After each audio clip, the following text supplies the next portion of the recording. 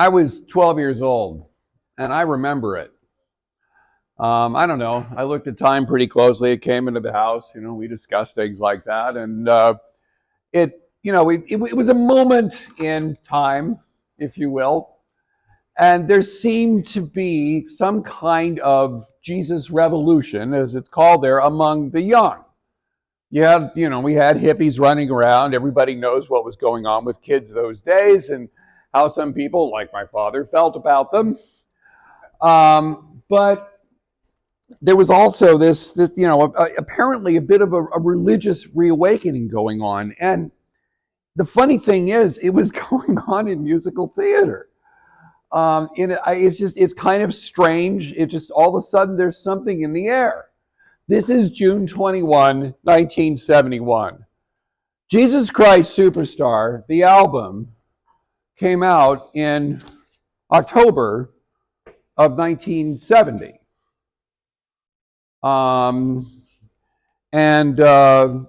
The show hit Broadway in September of 1971. Excuse me. Anyway, Godspell was done first at Carnegie Mellon. It was a project there in December of 1970. It got put on in New York at the La Mama Experimental Theater Club in March of 1971, and it hit off-Broadway in May of 1971. And even though it was in a tiny theater, it was in the Cherry Lane Theater, it seats 149 people or something, it became quite the ticket and quite popular. It didn't actually go to Broadway for 4 more years, but it was an off-Broadway show that really made quite a splash, and an awful lot of people were interested in that. My strange experience with Godspell was a young woman I started dating in 1974 and dated through high school and early college. Whenever she walked to the piano, she started playing songs from Godspell, which is the exact same thing the woman I married does. In our generation, those of us who went to youth groups and everything, the songs from Godspell were fantastically popular. And the thing is, that isn't where it stopped. In September of 1971, September 8th, if you want the date, Leonard Bernstein's Mass opened at the Kennedy Center in Washington. Now, it's not nearly as famous as Godspell or Jesus Christ Superstar, but it was by, of course, one of the biggest celebrities in American music, and it made a huge splash in the media as well. It's not the kind of show that's going to play on Broadway. It's more of a serious theater piece, but still, it was a work that was based in religion, bathing in religion, and talking about all kinds of religious issues in the show. And of course, that's what's going on with Jesus Christ Superstar and other things as well. So of course, Superstar was by Tim Rice and Andrew Lloyd Webber. Tim Rice was born in 1944. Andrew Lloyd Webber was born in 1948. They were started working on this when Andrew Lloyd Webber was only 20 years old. They did Joseph, which we talked about last week. That first played in a very short form in 1968. And it got done a little bit more around London. And they finally got enough street cred, if you will, in the musical world to start actually thinking about a larger work.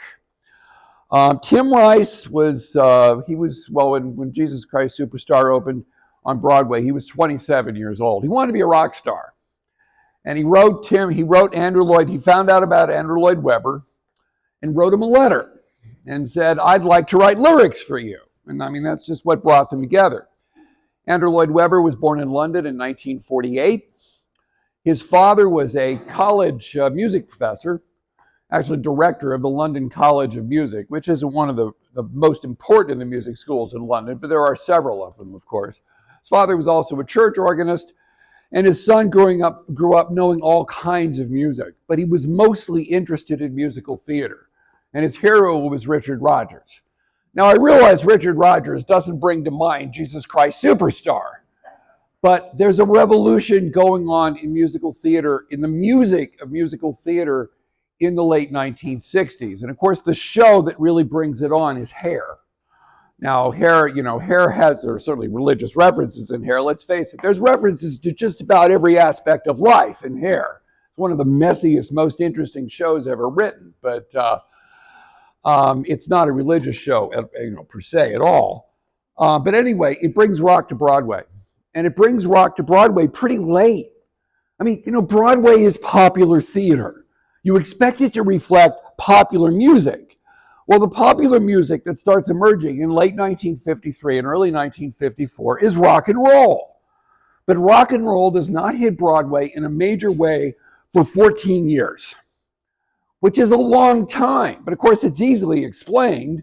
The kids who were listening to rock and roll weren't going to the theater. They couldn't afford the tickets. I mean, heck, they cost $7, $8, $9, You could still get it at Broadway for $2 back then. But anyway, they weren't the ones going to see shows like Fiddler on the Roof. And I mean, of course they would. Cabaret, of course they weren't. That generation is starting to get old enough to go to the musical theater in the late 1960s and care about it. And that's what brings on something like Hair, which becomes an international phenomenon and makes it, one start to think about, maybe I can write a rock opera that would become important on Broadway and in London's West End. Well, of course, there was Tommy, 1969, which was a concept album, just like this is. By concept album, we're talking about an album of songs based upon a central theme. Here it was Jesus Christ. And that also makes them start to think this is something that we could do. And the simple truth of the matter is what they really ended up writing was a rock opera. There are no spoken words in Jesus Christ Superstar. It's a collection of songs. In some ways, it's less an opera than it is a song cycle, but it's a song cycle that gets turned into an opera on the musical theater stage. The single Superstar was released in November of 1969. So just in the next year after Joseph, they wrote a single just to see how it was going to go. And the single, of course, I mean, anybody alive at the time who turned on a radio heard this. It was all over the place. I remember that too. My family didn't listen to rock. I was a very strange child. What I liked was musical theater. I'm a strange adult too. I get that. But I like musical theater and classical music, which, given what I ended up doing, it doesn't seem all that surprising. But there's no way I could have listened to that song day after day and after hour in my house. It would have driven my father insane. But this song, of course, became utterly ubiquitous on the radio in the United States. This is the film version of the song, but it's the song.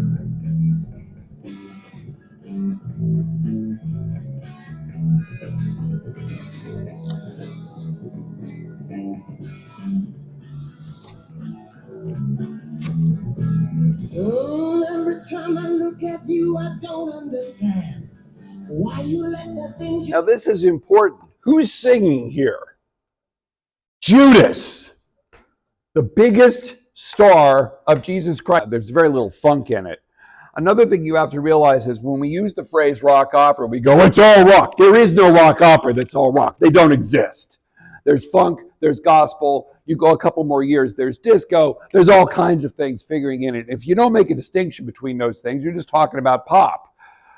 But this is basically it mostly a funk number, especially the way it's being presented here.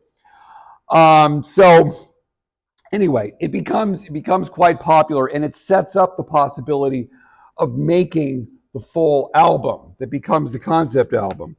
When this thing was released, it was released with a statement from Dean Martin Sullivan of St. Paul's Cathedral, right there in the old city of London, that said, there are some people who may be shocked by this record. I ask them to listen to it and think again. It is a desperate cry. Who are you, Jesus Christ? Is the urgent inquiry, and a very proper one at that. The record probes some answers and makes some comparisons. The onus is on the listener to come up with his replies. If he is a Christian, Let him answer for Christ. The singer says he only wants to know.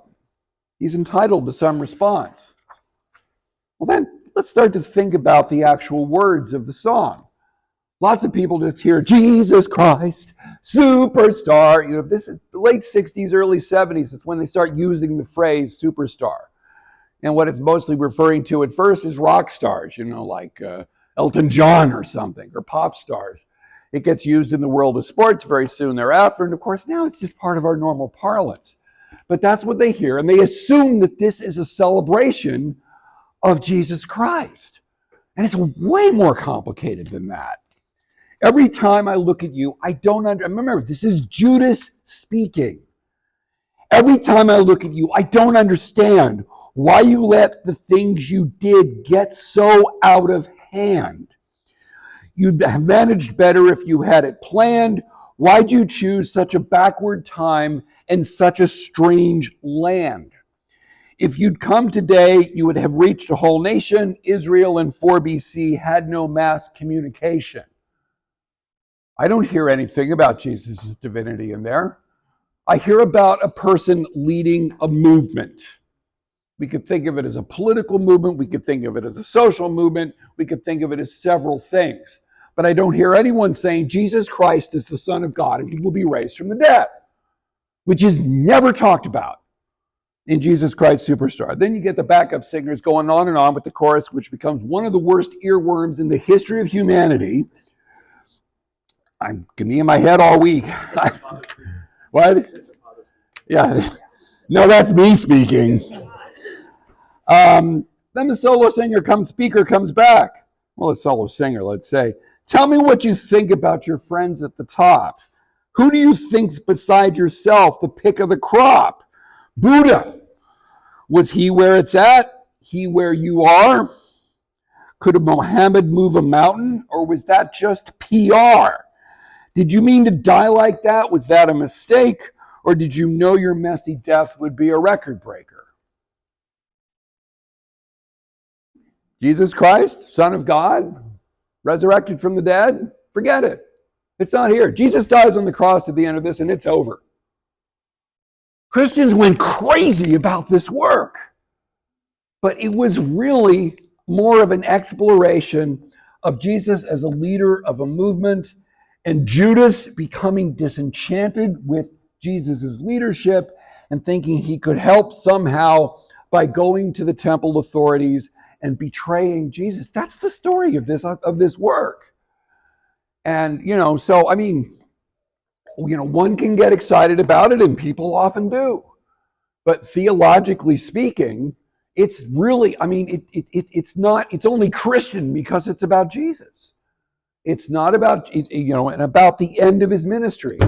It all takes place in the last week of Jesus' life. It's Holy Week. If you go through the actual book, the script, it starts off, first thing it says is overture, and Judas sings Heaven on Your Mind. Then it says Bethany, Friday night. So it's the Friday night before Good Friday. You have various events, and it does have Act 1 and Act 2, but you go through the book, and it actually just lists the days. And then there are songs on those days. No dialogue to contextualize the songs. Not in the book. I'm sure you've seen productions that might add some, but the book itself is nothing more than the songs of the album. So, the album comes out, the world goes crazy. Everybody's buying it. I remember it being brought to my 7th grade class sometime in the fall of 1971, and we listened to some of it. I remember Linda Lowry brought it. She's now a doctor in Louisville, Kentucky. That was a long time ago. But it was it was a phenomenon in a way that only in some ways pop music can be. Joseph, innocent work, funny, light, Jesus Christ Superstar, a completely different piece of work. It's a very dark show. It's a very dark look at the events of Holy Week. I really think it's important for us to to really realize what's going on with these things. So the album, actually, I had it a little late earlier. The album came out in March. This album appeared in March. And in the confusion of it coming out, and churches all over the English-speaking world going nuts over it, Rice and Weber and Rice, Lloyd Webber and Rice, gave churches the permission to put it on for free. They could sing such stuff from it for free. They wouldn't have to pay royalties. Well, of course, all you have to do is say something like that, and then there's a whole bunch of concert performances going on for free because everybody loves the music. Well, you can't take a show to Broadway under those conditions. You need more control over it. So the guy who became one of the producers of the American production, a guy named Robert Stigwood, who was the producer of the films, started suing all of these people who were putting on the thing around the country so that they could shut down all of those concerts and have their own concert tour that they were going to make a ton of money on. So essentially what happened was you could go to a concert venue and hear the album. This album it took 4 months to make between March and July of 1969. Why? Well, there's a symphony orchestra involved. I mean, a 90-piece symphony orchestra. You can't do that in a pit on Broadway. Largest pits on Broadway will hold about 30 musicians, and that's when the guys who were bowling are going like this. No, it's not that bad, but still, there's no way. I mean, 90 musicians is a symphony orchestra. That's Kansas City Symphony doing some of their biggest works. I mean, yes, it was a rock group, and yes, there was a whole pile of auxiliary percussion, but it was a symphony orchestra. So it was a huge investment to make this concept album, which is why they had the test release of just the title song. Gets released again, late October 1970. And, you're looking at a mixture of rock. There's Latin rhythms in it. There's ragtime. I mean, Herod's song is basically a ragtime song, as outrageously campy as it is. There's certainly aspects of classical music. I mean, Jesus Christ, superstar. I mean, that you could stick that in that theme in the middle of a symphony, and nobody's going to know the difference. You can't do it as repetitiously, but you could use it. Gospel, tons of gospel. Beatles tunes. Remember this? This is the Beatles are just now breaking up. They broke up in 1970, and my cousin, who was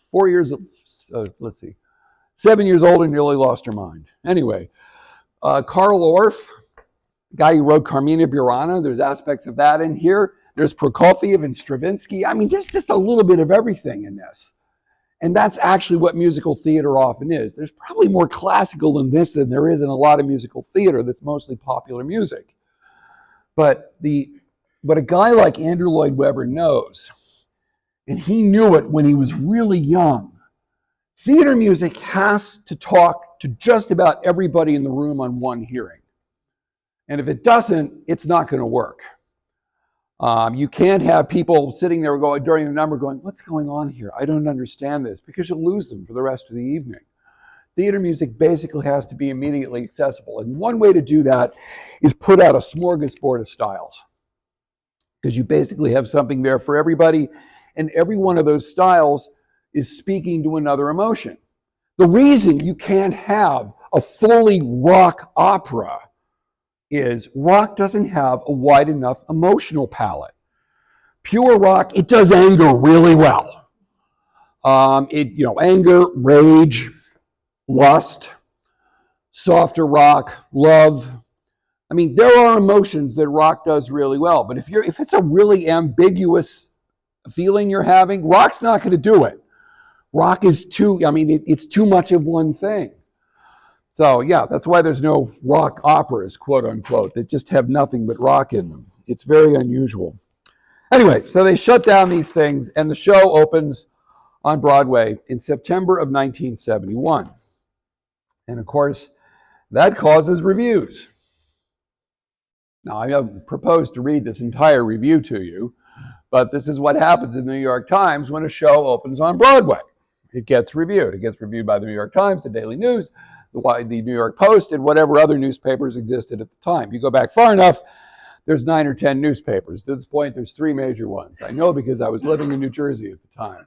Anyway, opens at the Mark Hellinger Theater, and this dates from October 13th, 1971. And, we're talking about Weber and Rice, who at this point are unknown Joseph played in London, hadn't played in the United States.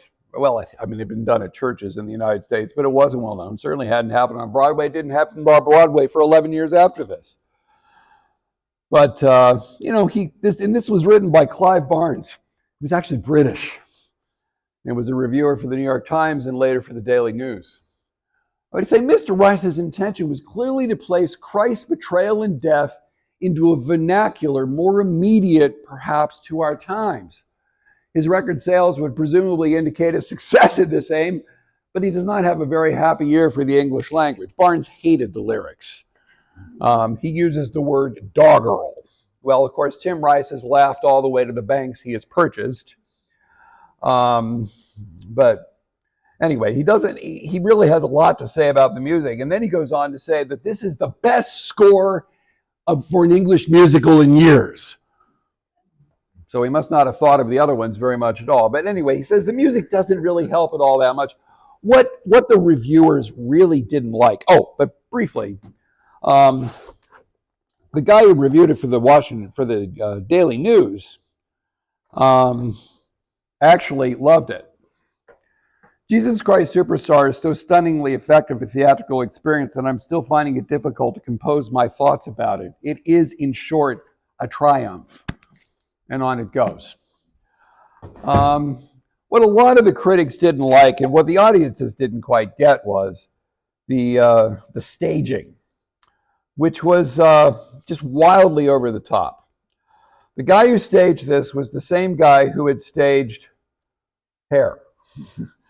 And the Hair staging was wildly over the top. This is Jesus before his crucifixion.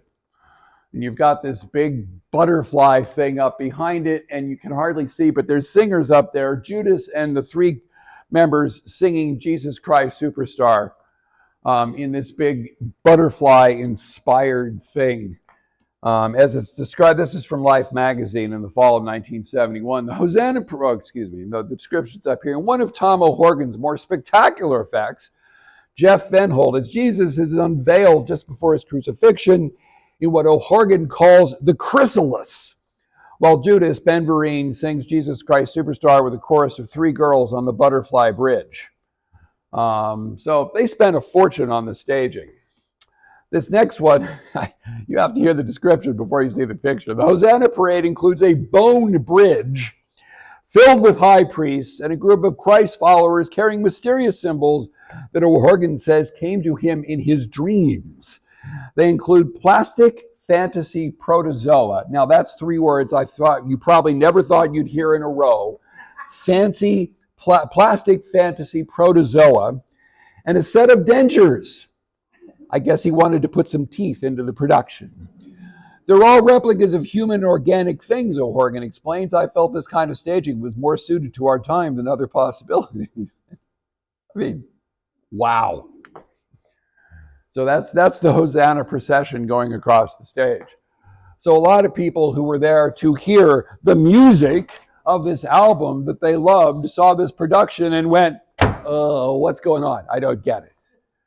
But Tom O'Horgan was a hero of the experimental theater, and his staging of Hair, it was elaborate, but a lot of people thought it worked very, very well. I'm not here to get into Hair, but this staging, people found a little hard to understand. It ran in New York for 770 performances, more or less. That'll give you 2 years, which at the time was a very respectable run. It was a fine run.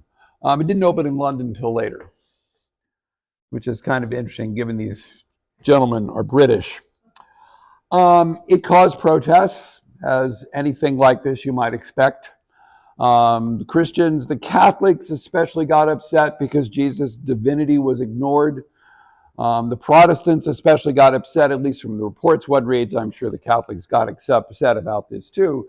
The Protestants getting upset because the relationship between Jesus and Mary Magdalene was somewhat ambiguous, and one could assume they were lovers from the show. So there was plenty there to upset the Christians if they wanted to be upset, and plenty of them noticed. The Jews got upset for the same reason they get upset about St. Matthew Passion by Johann Sebastian Bach. because of course it not only quotes scripture when the Jews say, "Let his blood be on us and our children." Well, actually, the quotation's not there in Jesus Christ Superstar. It is in the book. So the Jews are given the blame for Jesus's crucifixion, and the Jewish high priests are portrayed. I mean, they're portrayed as monsters in this. I mean, they really are, and that's what got the Jewish lobby in upset. And then when there was picketing going on and all of those things. So I mean, the show is, but the producers of the show, for them, that's just publicity. Anytime a story got in the press about somebody protesting Jesus Christ Superstar, and a lot of them did, more people were going to buy tickets. And of course, the first film came out in '73, and it was quite successful. So, what's some of these songs? And again, it's a collection of songs. They said in many ways, it's more of a song cycle in the way that it first appears. And we've already talked about Heaven on Their Minds. No, we haven't. Sorry. Heaven on Their Minds. This is the opening of the show. It's the kind of the prologue of the show. And this is from a production of Jesus Christ Superstar. Again, this is sung by Judas.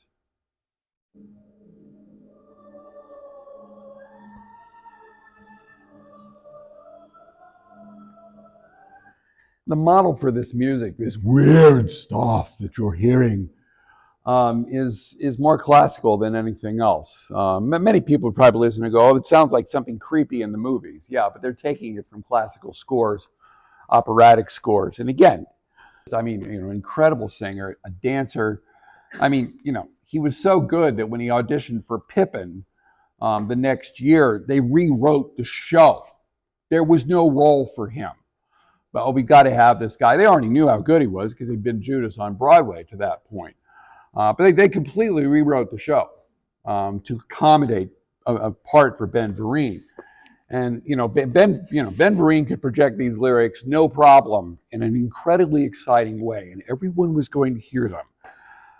Anyway, the song goes on in that vein of Judas again, saying, "Jesus, this isn't what you mean, right?" Well, I mean, we know how the story ends, but that's how it starts. Then we get to the, let's see, it's on Tuesday.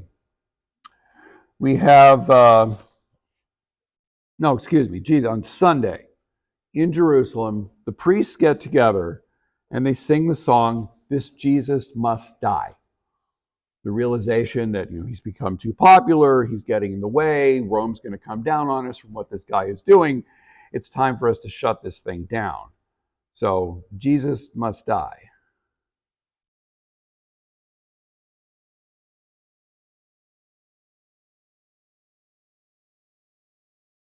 Again, this is from the film.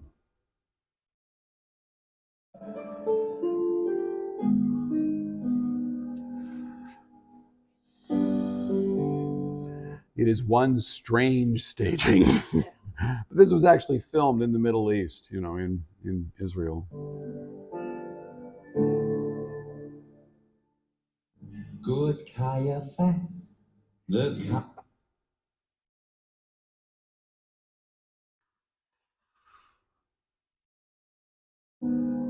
Try again.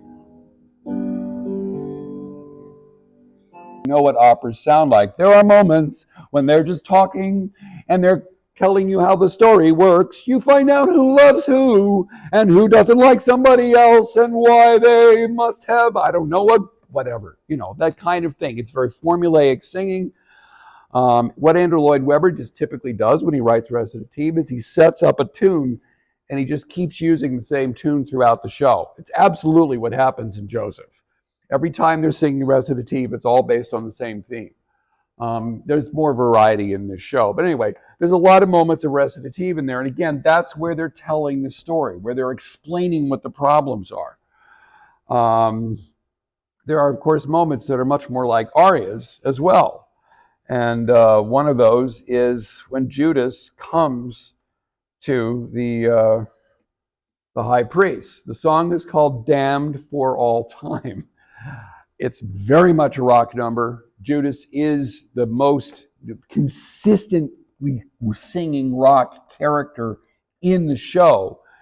And here he's coming and saying, I mean, he knows, obviously he knows he's on tough ground here, but he's doing what he thinks he needs to do. But at the same time, he doesn't want to be damned for all time.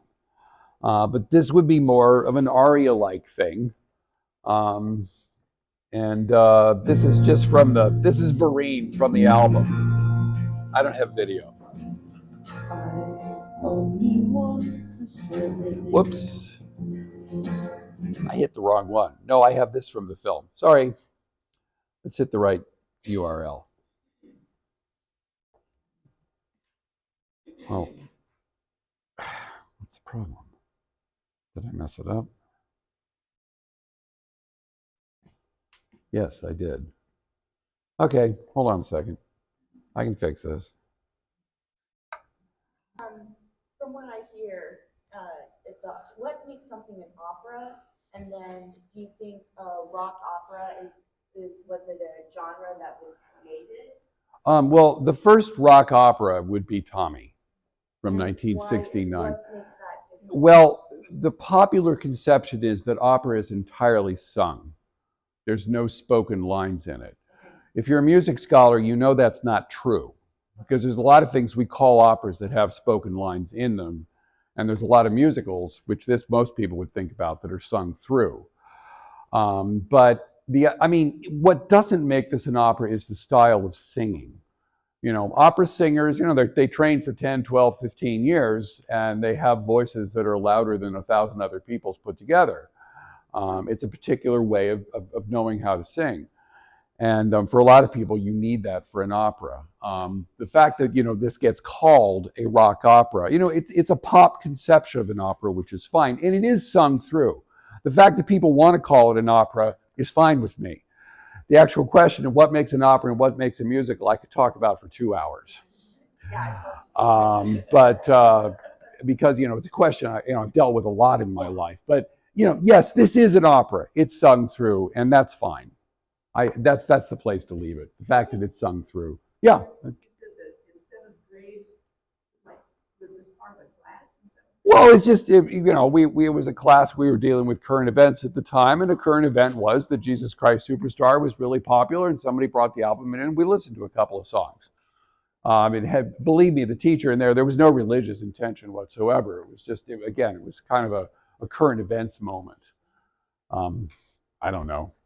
I wasn't inside the teacher's head, and it was the first time I'd heard it. As I said, in my household, this would not have been played. The album would not have survived.